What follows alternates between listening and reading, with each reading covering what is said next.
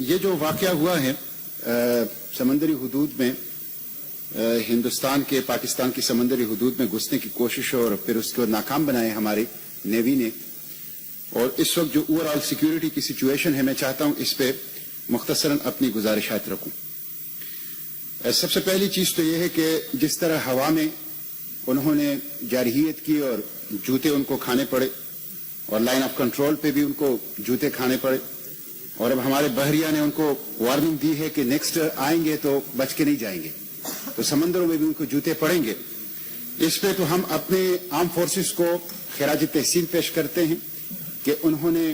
ایمان، تقوی، جہاد فی سبیل اللہ کے جو ماٹو ہے اس کی لاج رکھی ہے، اور جذبہ جہاد کے ساتھ، بہادری کے ساتھ، جوش اور جذبے کے ساتھ قوم کی جو ترجمانی اور جو امنگیں ہیں ان کے اوپر پورے اترے ہیں۔ لیکن مسٹر چیئرمین، میں یہ عرض کر رہا ہوں کہ اخبارات سے ہمیں پتہ چلا کہ بحری حدود میں ہماری انہوں نے مداخلت کی کوشش کی یا داخلے کی کوشش کی ہے۔ اسی طرح اخبارات سے ہمیں پتہ چلا کہ 6 میزائل جو انہوں نے سیٹ کر دیے تھے اور مقابلے میں 16 میزائل سیٹ ہو گئے تھے۔ یہ اخبارات سے ہمیں کیوں پتہ چل رہا ہے؟ یہ پارلیمنٹ کے فلور پہ جو یہ چیزیں کیوں ڈسکس نہیں ہو رہی؟ صحافیوں کو پتہ چلتا ہے، اخبارات میں باتیں آتی ہیں، اور ہم پارلیمنٹیرینز کو اخبارات سے پتہ چلتا ہے، اور پھر اخبارات کی معلومات کی بنیاد پر ہم پارلیمنٹ میں اس کو ڈسکس کرتے ہیں۔ میں سمجھتا ہوں یہ درست سچویشن نہیں ہے۔ حکومت کو، وزیر داخلہ، وزیر دفاع کو، وزیر خارجہ کو یہاں پارلیمنٹ کو اعتماد میں لینا چاہیے، اور معلومات اخبارات کے ساتھ شیئر کرنے کے بجائے اسے پہلے کم از کم پارلیمنٹ کے ساتھ جو ہے وہ شیئر کرنی چاہیے۔ مسٹر چیئرمین، یہ جو پلوامہ کا واقعہ ہوا، یہ تو جہاد آزادی کا ایک طاقتور جہاد آزادی کا ایک عکس تھا، ایک نمونہ تھا، اور ہندوستان وہاں جو ایٹراسٹیز کر رہا ہے اس کے اوپر تو OIC نے بھی ابھی قرارداد پاس کی ہے، اور ساتھ UN کی بھی آخری جو ہے ایک تفصیلی رپورٹ آ چکی ہے کہ جس میں ان کا جو دہشت گردانہ چہرہ ہے وہ بے نقاب ہو چکا ہے۔ لیکن آپ دیکھیں کہ اس کے باوجود انہوں نے ہماری فضائی حدود کی خلاف ورزی کی، انہوں نے LOC کی خلاف ورزی کی اور کر رہے ہیں، انہوں نے سمندری حدود کی خلاف ورزی کی کوشش کی، انہوں نے 6 میزائل پاکستان کو سیٹ کر دیا، اور اس میں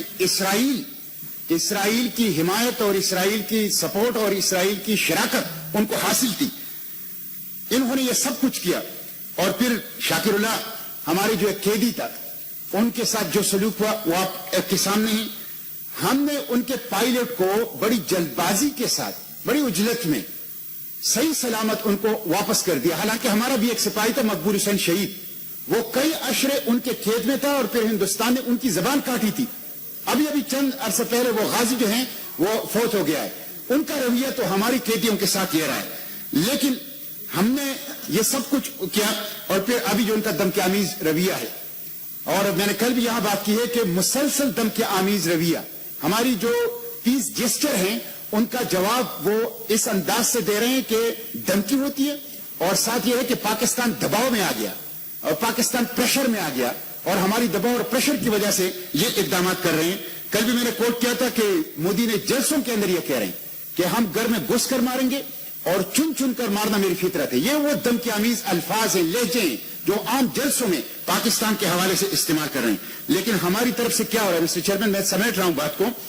ہم امن کی بات کر رہے ہیں، ہم چاہتے ہیں، ہم امن حاصل کرنا چاہتے ہیں، اور مسلسل امن کی بات کر رہے ہیں۔ ہمارے وزیر اعظم صاحب کہہ رہے ہیں کہ میں 3 دفعہ فون کر رہا ہوں اور وہ میرا فون نہیں اٹھا رہا۔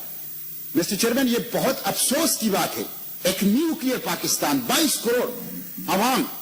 غیرت مند عوام کا پاکستان کے وزیر اعظم پارلیمنٹ کے فلور پر یہ کہہ رہا ہے کہ میں 3 دفعہ فون کر رہا ہوں اور وزیر اعظم مودی جو ہے وہ میرا فون نہیں اٹھا رہا۔ ابھی کل ہم تنظیموں، جو پروسکرائب تنظیموں کے خلاف وزیر داخلہ جو ہے وہ کہہ رہے ہیں کہ ہم ایکشن لیں گے۔ عجیب بات یہ ہے کہ ایک طرف یہ کہہ رہے ہیں کہ ڈوزیر انہوں نے دیا ہے، حالانکہ ڈوزیر بعد میں دیا ہے اور حملہ پہلے کیا ہے، اور کہہ رہے ہیں کہ ڈوزیر میں کچھ نہیں ہے، کوئی ایکشنیبل چیز نہیں ہے، اور اس کے باوجود یہاں پہ تقریباً 40-45 تنظیموں کے خلاف ایکشن لیا گیا، ان کے لوگوں کو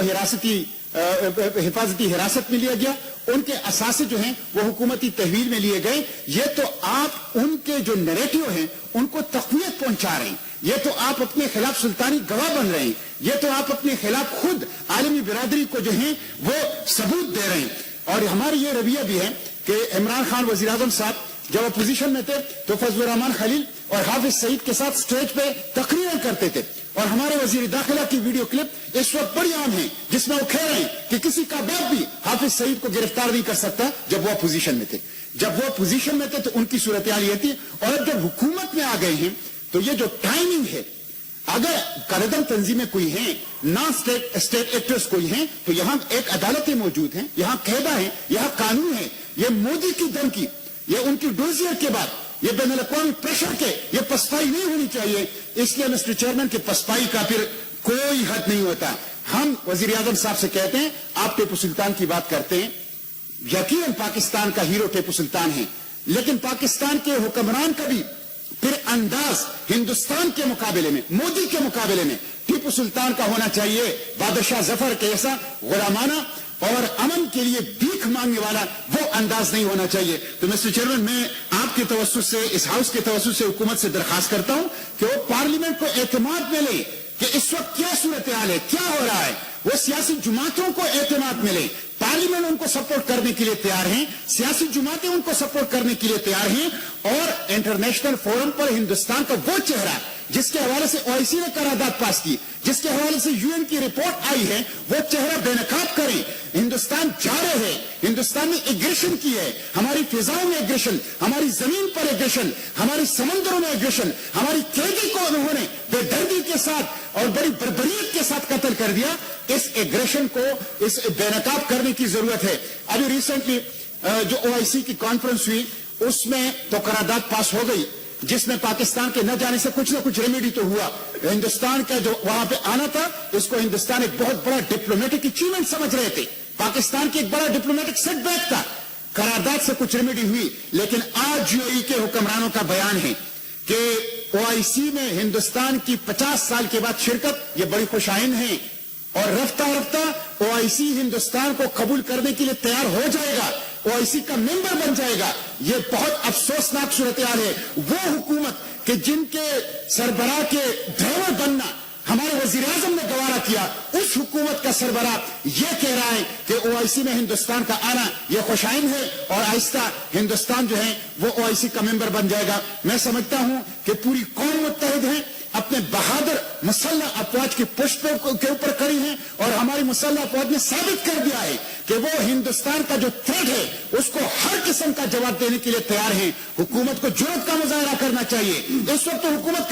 کشمیر کو بھول چکی ہے, حکومت کو اپنی پڑی ہوئی ہے, کشمیری وہاں قربانی دے رہے ہیں. ہندوستان بدترین قسم کا جنوسائیڈ اس وقت وہاں شروع کر چکے ہیں. جماعت اسلامی مقبوضہ کشمیر کے اوپر پابندی لگائی گئی, ان کے 300 مساجد سیل کر دیے گئے, 350 اسکول سیل کر دیے گئے, 1000 مدرسے کو سیل کر دیا گیا, ان کے 350 کارکنوں اور لیڈرشپ کو گرفتار کر دیا گیا. ہندوستان کے جو سیاسی جماعتیں ہیں, ہندوستان کے جو باضمیر لیڈرشپ ہے وہ ان کے خلاف احتجاج کر رہے ہیں, لیکن ہماری حکومت ہندوستان کی اس ظلم کو, اس بربریت کو دنیا کے سامنے پیش ہونے میں مکمل طور پر ناکام ہو چکے ہیں. اس لیے ہم حکومت سے کہتے ہیں کہ سیاسی جماعتوں اور پارلیمنٹ نے جو سپورٹ کیا ہے ہمارے بہادر مسلح فوج نے جو آپ کو موقع فراہم کیا ہے اس سے فائدہ اٹھائیں, اور ہندوستان کا جواب پاکستان کے عوام کی امنگوں کے مطابق دیں, اور کشمیریوں کو نہ بھولیں اور کشمیریوں کو مایوس نہ کریں. تھینک یو, بہت شکریہ.